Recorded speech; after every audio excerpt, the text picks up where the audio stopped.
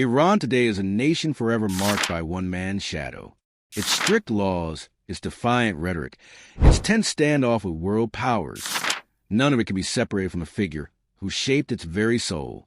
That man was Ruhollah Khomeini. But who is this austere cleric who rose from obscurity to challenge one of the most powerful monarchs in the world? What was it about his voice, so calm, so stern, that could summon millions into the streets and shake an empire to its core?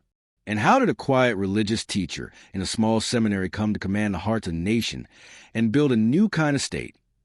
One that still provokes fear and fascination decades after his death. Khomeini was never an ordinary revolutionary.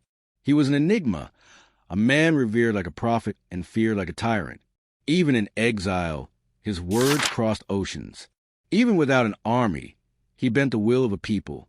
Even today, long after he left this world, his spirit still seems to loom over Iran's future. So what dark currents of history carried him to power?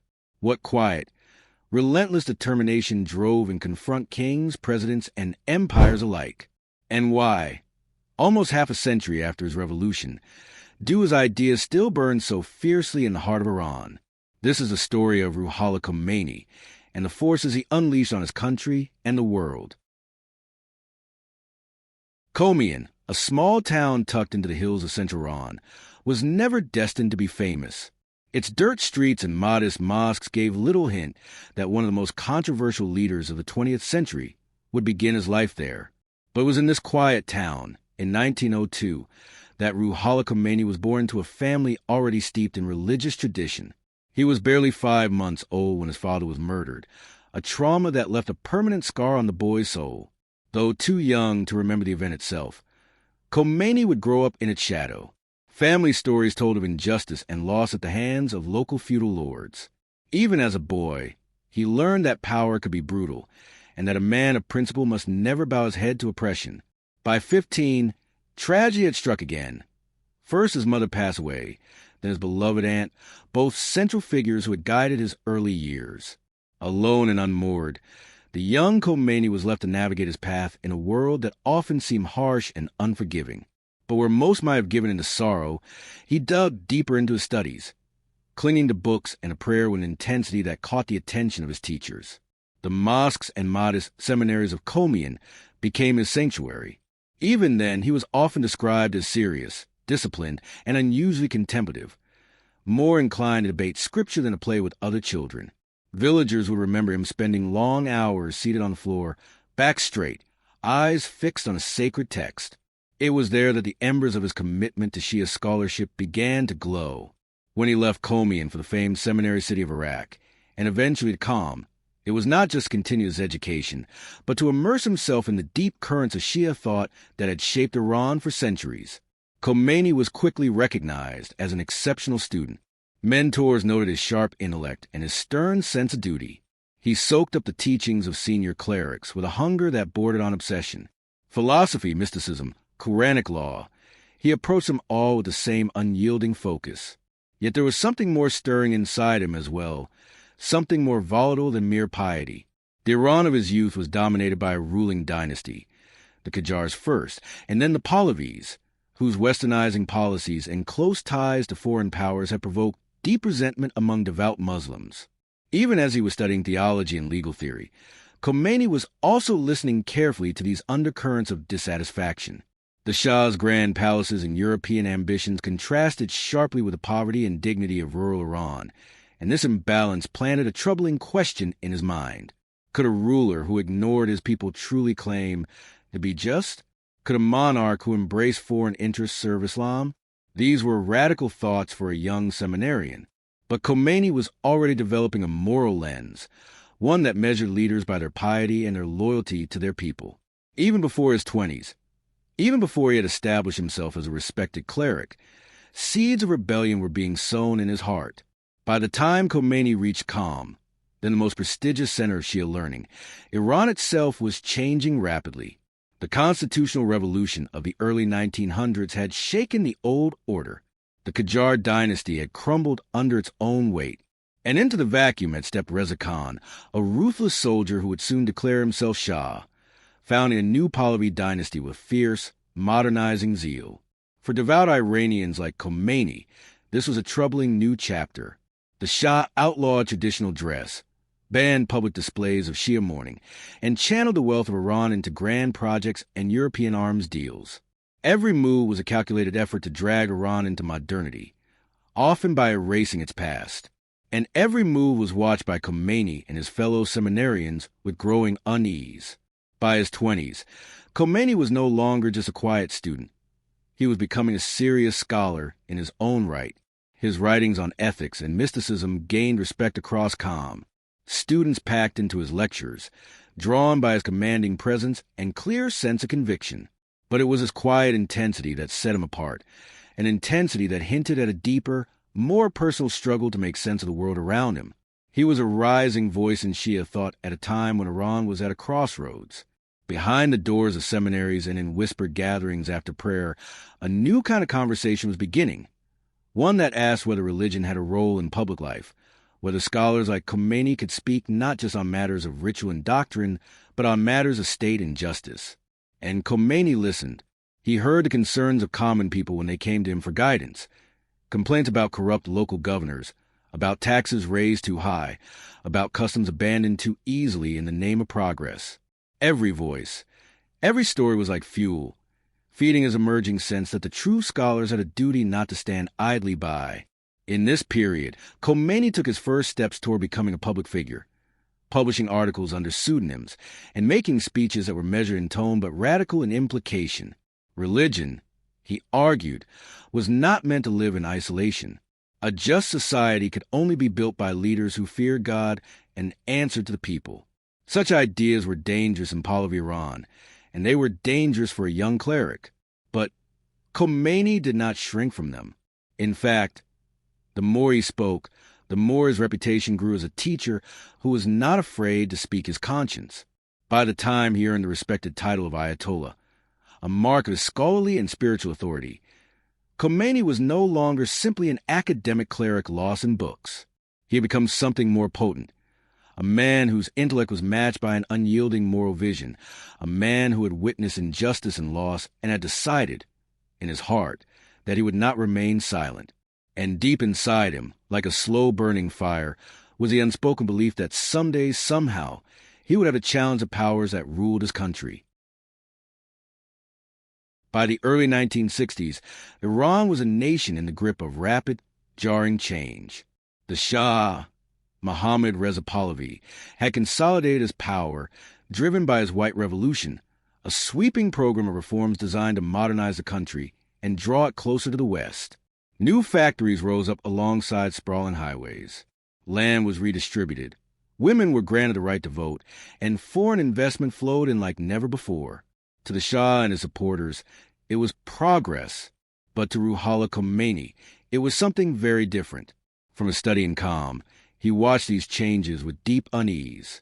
Beneath the surface of prosperity and modernity, he saw a nation losing its soul, turning its back on its traditions and, most troubling of all, on Islam itself.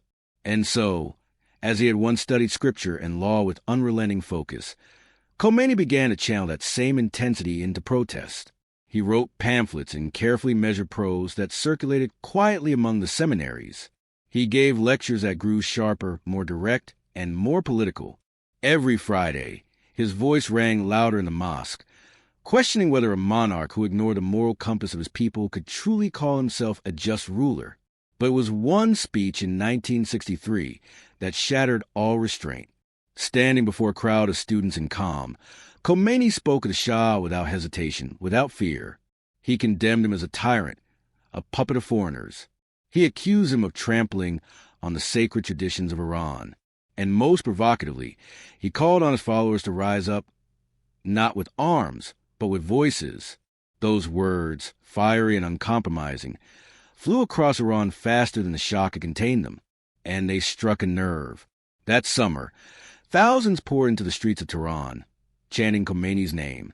Police and soldiers were ordered to crush the protests. Shots rang out, blood was spilled. And Khomeini? He was arrested before dawn, pulled from his bed in Qom by secret police, and imprisoned in a barracks outside the capital.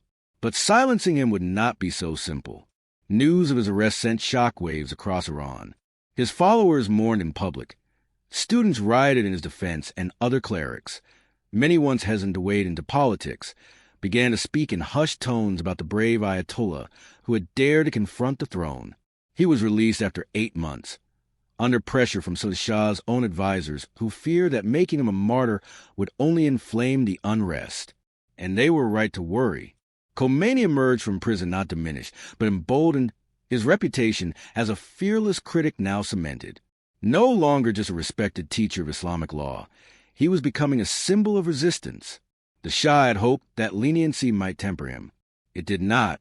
When Khomeini resumed his lectures and sermons, his words carried even more weight. He called out the Shah's secret police, SAVAK, and their brutality. He condemned the regime's secret deals with American oil companies and Israeli intelligence. And with every speech, his following grew across seminaries, across villages, across the crowded bazaar halls of Tehran. By 1964, his influence had become impossible to ignore, and so the Shah decided to silence him again, this time for good. Late one night, under heavy guard, Khomeini was taken into custody and put on a plane bound for Turkey, then Iraq, then eventually Najaf, where he would live in exile for years to come. The regime thought that pushing him beyond Iran's borders would erase him from the national consciousness. But they were wrong. In the narrow alleys of Najaf, far from home, Khomeini did what he had always done. He read, he wrote, he thought. And most important of all, he spoke. Cassette tapes bearing his sermons began to flow secretly across borders, carried by pilgrims, smuggled through checkpoints, played in hushed rooms where friends and strangers gathered to listen. And those who listened weren't just scholars or devout traditionalists anymore. They were shopkeepers and laborers, teachers and students. Khomeini's voice, scratchy and faint over a speaker, painted a stark picture of a corrupt monarch, of a nation betrayed. And it offered them something the Shah could never give, a sense of purpose, and the promise that one day they could reclaim their Iran. With every clandestine tape that reached a mosque or a meeting in some small Iranian town, Khomeini's legend grew. He was a face on clandestine posters pasted hastily on city walls in the dead of night. He was a name whispered in cafes and on crowded buses. He was an idea that took root, patient and unyielding, deep in the soil of a restless nation. And though the Shah had sent him into exile, Ruhollah Khomeini had never been more present in the hearts of his people. There, far from his homeland, his voice echoed back into Iran, a distant sound of defiance that would one day rise into a roar. By the late 1970s, the Shah was facing a different kind of country, one full of people who had grown tired of promises.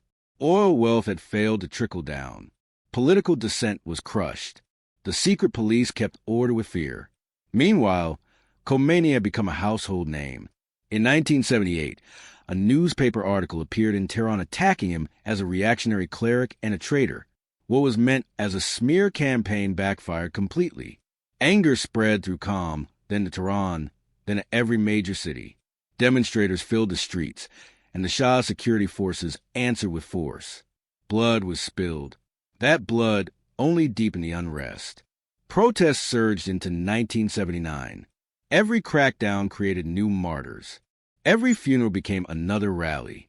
Even ordinary Iranians, students, shopkeepers, civil servants, who had never been political before, took to the streets.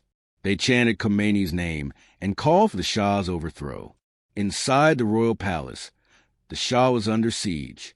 Foreign advisors urged him to use more troops, more arrests. But the army itself was divided, morale was crumbling, and some officers hesitated to fire on crowds that included their own relatives. By January 1979, the Shah realized he could no longer control the tide. On a gray winter morning, he boarded a plane with his family and left Iran, officially, for a vacation. But everyone knew it was the end. And then, the man who'd been kept in exile for nearly 15 years was on his way home. On February 1st, 1979, Khomeini's plane touched down at Mehrabad Airport in Tehran. A crowd estimated at several million had poured into the streets to greet him, a sea of people so vast that it was impossible to see where it ended. As he emerged into the cold morning light, the chants were deafening.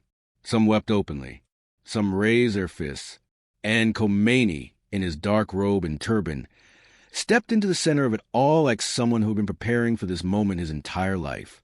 The Shah was gone. The monarchy was shattered. The revolution had succeeded. And for those first days and weeks, there was only exhilaration. Soldiers who had once answered to Shah now joined hands with demonstrators. City streets, long tense and guarded, were alive with laughter and chanting. Strangers embraced. Radio stations played revolutionary anthems. Iranian flags flew from every balcony. Even the most cautious began to believe they were witnessing the birth of a new Iran. But beyond that jubilation was a sense of enormous uncertainty. A new order was being born, and no one was quite sure what would come next. Khomeini was now at the center of power, and as his followers gathered around him and his vision of an Islamic state began to take shape, the decisions he made in the days to come would change Iran forever. In the weeks after Khomeini's return, Iran felt suspended between two worlds, one shaped by years of struggle, the other still unknown. The Shah was gone. The old order had crumbled. Across the country, people hoped this revolution would deliver justice, independence, and a better future. But for Khomeini, the most crucial work was only beginning. He had spent years in exile refining his ideas. Now it was time to turn those ideas into the foundation of a new state, one that would reflect his vision of an Islamic Republic governed by the principles of Shia law and guided by a supreme leader. The constitution that followed enshrined his doctrine of Vilayat-e-Faqih, the idea that a senior cleric must hold ultimate authority. Institutions were created to concentrate power in his hands. Laws were rewritten to reflect a strict moral code. And as the months passed, the cautious optimism that had marked those first days began to give way to something more disciplined and more unforgiving. Voices that disagreed with Khomeini's course were silenced. Allies who fought alongside him against the Shah were pushed aside or driven into exile. What had started as a broad revolutionary movement was becoming a single, unified vision. And that vision, Khomeini's vision, would soon touch every part of Iranian life. By the summer of 1979, the outlines of a new order were becoming clear. A hastily elected assembly of experts, almost entirely made up of clerics, drafted a constitution that placed Khomeini at the apex of all power. The supreme leader was now beyond mere politics. His authority was absolute, rooted in divine law and beyond challenge. There was a president, a parliament, and an independent judiciary on paper. Familiar elements of a republic, but none could overrule the supreme leader's will. Laws would pass only if they were judged to be in accordance with Islam. Public speech was monitored, public behavior disciplined. The guardianship of the jurist was no longer a theory. It was the law of the land. Khomeini had long warned that revolution was only the first battle. The next was to protect the revolution from those who might dilute it. Almost immediately, that meant shutting down any movement that did not fit into a strict vision. Secular parties, leftist groups, and even fellow revolutionaries who had hoped for a more democratic Iran were pushed aside. Some were imprisoned. Others simply disappeared. Newspapers that questioned the new direction were shut down overnight. University professors, judges, and civil servants faced new vetting committees to purge dissenting voices. The Revolutionary Guards, a paramilitary force loyal to Khomeini, became the muscle of the regime. They weren't just soldiers. They patrolled neighborhoods, enforced dress codes, and kept close watch on suspected dissidents. By 1980, the new supreme leader was preparing for even greater tests. That September, Iraqi forces crossed the border, launching a brutal war that would last 8 years. Khomeini framed the invasion as an attack on the Islamic Revolution itself and rallied the country to fight as one. In the crucible of war, his power deepened further. Rationing, nightly air raid sirens, and waves of teenage volunteers marching to front created an atmosphere of siege. Khomeini became not just a leader of a state, but the unifying figure who spoke for Iran's struggle. And as the conflict with Iraq raged on, the few remaining spaces for dissent at home were crushed entirely. Revolutionary tribunals held quick trials. Political prisoners were executed. The supreme leader reminded Iranians, again and again, that they were defending not only their borders but the soul of the revolution itself. By the mid-1980s, Khomeini had created a system that answered to him alone. His image was everywhere, On murals, coins, school books, a stern, bearded face symbolizing the new Iran. Even those who had once celebrated his return in 1979 learned to measure their words carefully, knowing that a wrong phrase or an unguarded remark could change their life forever. Yet Khomeini remained revered by millions. For his supporters, he was a father, a prophet, and a steadfast guide who had delivered them from the Shah and faced down foreign powers. They spoke of him with reverence, certain that whatever hardship they endured was part of a larger, divine plan.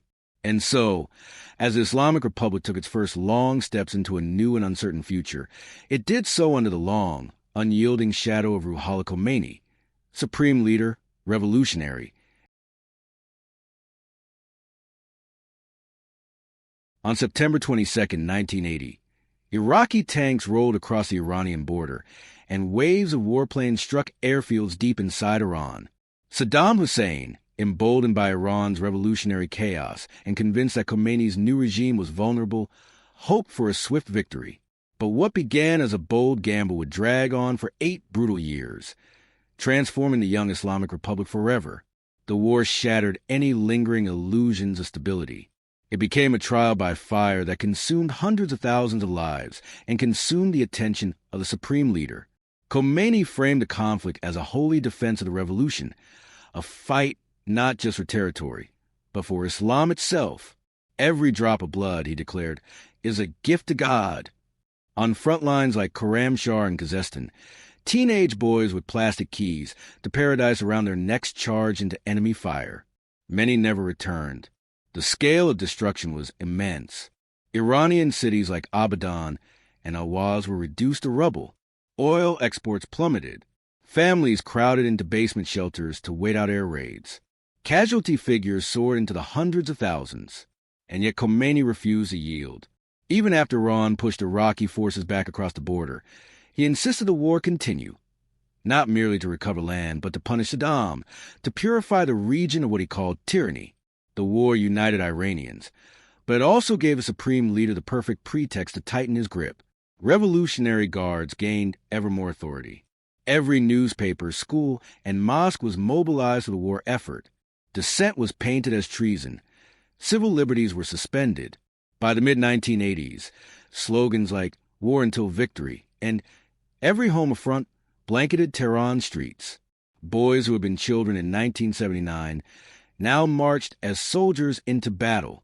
Parents wept as their sons left, uncertain if they'd ever see them again. And as the war ground on, year after year, Khomeini rarely wavered. Even when the tide of public morale began to turn, he held firm. It would take nothing less than the deaths of hundreds of thousands before he finally, grudgingly accepted a ceasefire in 1988. When it ended, Iran was devastated. Its economy shattered, its youth scarred, its cities rebuilt from ashes. But the supreme leader in the Islamic Republic had survived. The war had strengthened Khomeini's authority like never before. The revolutionary state had proven it could endure the most brutal of tests. And across Iran, the supreme leader's image was everywhere, not simply as a political figure, but as a stern, unyielding father who would carry the nation through its most terrible trial. As Iranians looked toward a future of reconstruction and recovery, they did so knowing that Khomeini's imprint was now indelibly stamped on their past, their present, and for better or worse, their future. As the guns finally fell silent in August 1988, Iran emerged from 8 years of grueling war into a battered and uncertain peace. Ruhollah Khomeini was still supreme leader, his image still plastered across every public wall. But his face was graver, his health more fragile, and the weight of the years more evident than ever before. By then, Khomeini was approaching 90, and the war had aged him like a decade unto itself.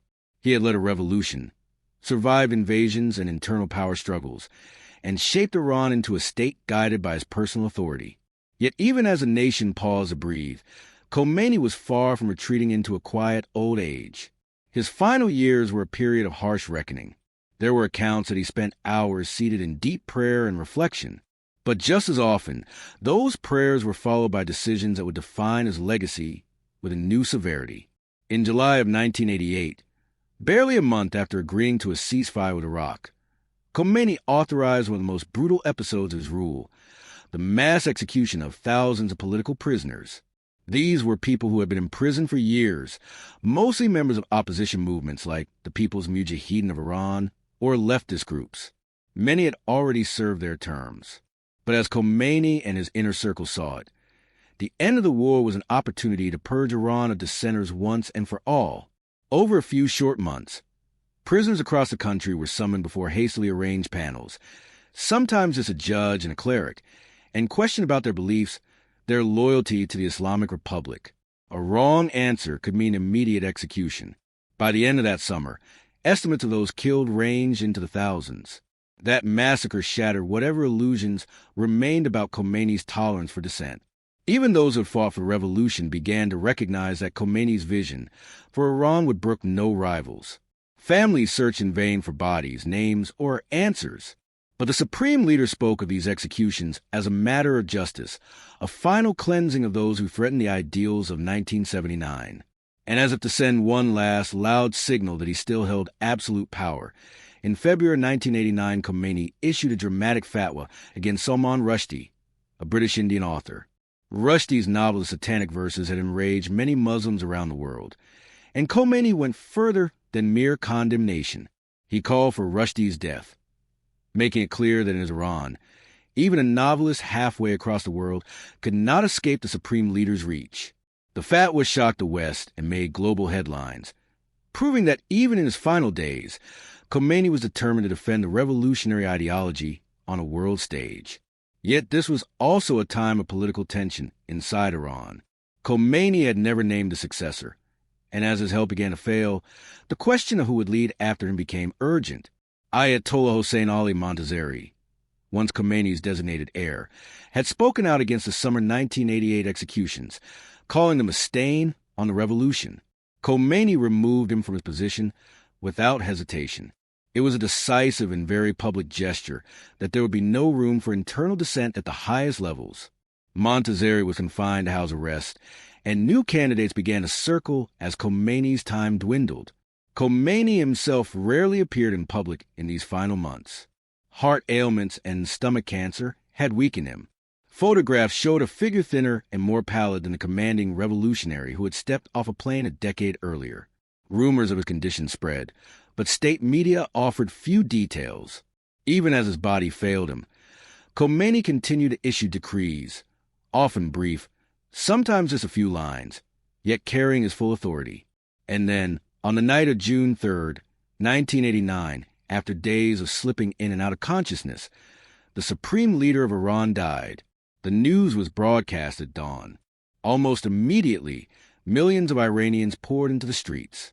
Public mourning was unlike anything the country had witnessed before, not even at the height of the 1979 revolution.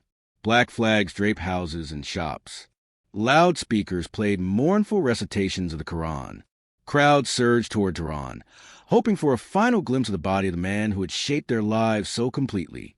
The funeral on June 6 was chaotic, emotional, and at times uncontrollable. A sea of mourners broke through barriers to touch the bier. The procession was stopped and restarted more than once. Helicopters flew overhead as Revolutionary Guards tried to control the tide of humanity surging through the streets. And at the center of it all, wrapped in a simple white shroud and carried on a wooden platform, was the body of Ruhollah Khomeini, the austere cleric who had upended a monarchy, waged war, and reshaped the Middle East with his revolutionary vision. In the days that followed, Iran began the uncertain process of choosing a new supreme leader. But Khomeini's influence was far from over. The state he had built, the constitution he had shaped, and the ideals he had set forth would continue to direct the Islamic Republic long after his death. For those who had supported him, Khomeini remained a near-sacred figure, a man who had challenged emperors and superpowers in the name of Islam. For his critics and for those who had suffered under his rule, his death brought a mixture of relief and lingering fear about what might come next. In the end, the most enduring image of Khomeini was not that of a dying old man, but a leader who had never compromised, who spoke softly but ruled with an iron will, and who left behind a nation forever changed by his vision. More than 3 decades after Khomeini's death, Iranians still live in the shadow of his revolution. Some remember him as a spiritual father, the voice who dared to stand up to the Shah and foreign powers, who gave millions pride in their faith and their identity. But for others, especially younger Iranians, his name carries a different weight, one tied to the harsh laws, the lost freedoms, and the dreams that never came to pass. Walk the streets of Tehran today, and you'll hear both sides in quiet conversations and shouted protests, reverence and resentment, gratitude and grief, all mixed together. And in that mixture lies Khomeini's most enduring legacy, a nation forever shaped by the ideals and contradictions of one man who changed its path for better or for worse.